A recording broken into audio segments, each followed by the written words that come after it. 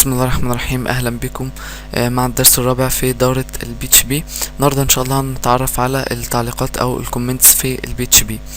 يعني اولا، يعني ايه التعليقات؟ التعليقات دي بتبقى موجودة في اي لغة برمجة. وظيفتها بالنسبة للمبرمج انها تشرح له الكود. وظيفتها للبرنامج نفسه ولا اي حاجة، يعني هي اساسا كلام انت بتكتبه، ملوش قواعد. كلام انت بتكتبه، كلام عادي زي اي كلام انت ممكن تكتبه على الوورد او في اي حاجة.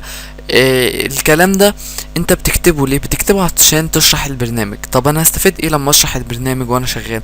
هتستفيد انك لما تسيب البرنامج بتاعك لمدة شهر او 2 او حتى سنة، لما تيجي ترجع له يبقى سهل عليك، انت شارح كل سطر او كل مجموعة اسطر بتعمل ايه، فتقدر تعدل عليه بسهولة. كذلك لو انت البرنامج بتاعك هيبقى له اكتر من اصدار بتطوره كل مدى، فلازم يبقى فيه البرنامج بتاعك تعليقات علشان تبقى فاهم البرنامج بتاعك ماشي ازاي عشان تقدر تعدل عليه. تمام. التعليقات دي ليها اكتر من طريقة. في الانلاين وده اللي هو السطر واحد، وفي المالتي لاين وده الاكتر من سطر. الانلاين بيتكتب بطريقتين مختلفتين.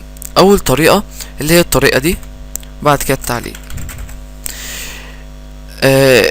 ممكن نكتب اي حاجة زي كومنت مثلا.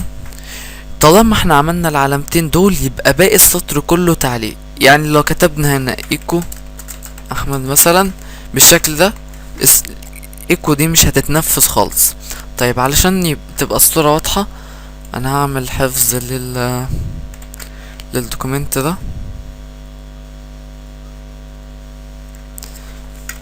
learn.php.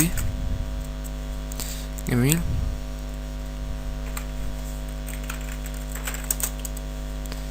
اوكي، هالو وورلد زي ما موجود هنا هالو وورلد، بس هنا لو جينا نجرب كتبنا ايكو مثلا احمد بالشكل ده، نيجي نحفظ،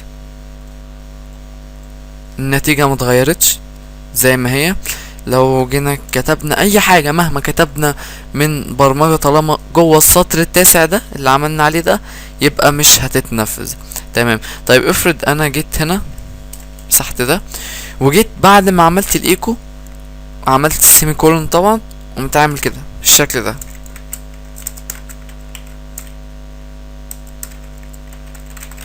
اي حاجة نيجي نشوف هل هيعمل حاجة، ما طلعلناش ايرور، عمل الجزء ده بنجاح. طب لو جيت هنا بعد التعليق كتبت مثلا this is a comment، اوكي، وبعد كده جيت كتبت له ايكو احمد بالشكل ده، هل هينفذ؟ تعالوا نشوف.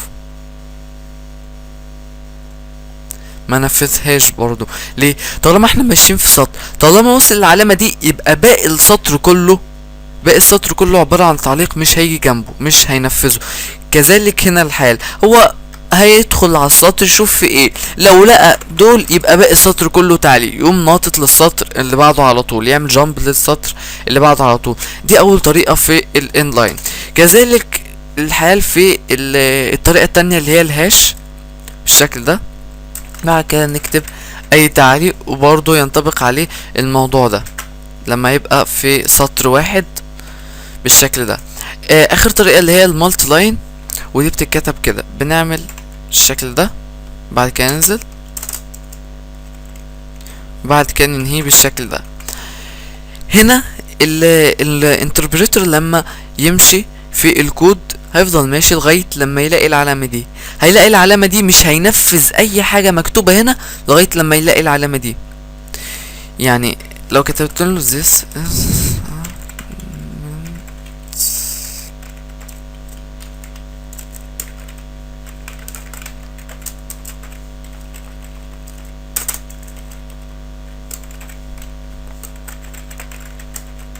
لو كتبت له اي حاجة مش هينفذ اي حاجة من دي. حتى لو كتبت له سطر برمجي برضو مش هينفذ اي حاجة خالص لغاية لما يوصل للعلامة دي. يعني الانتربريتر هيبقى ماشي لغاية لما يوصل للعلامة دي، وصل للعلامة دي مش هينفذ اي حاجة، مش هينفذ اي سطر ولو حتى مليون سطر لغاية لما يوصل للعلامة دي. من اول ما يوصل للعلامة دي يطلع بره المود بتاع الكومنت وينفذ الاكواد. فلو جينا نجرب كده برضو نفس النتيجة، متغيرتش اي حاجة.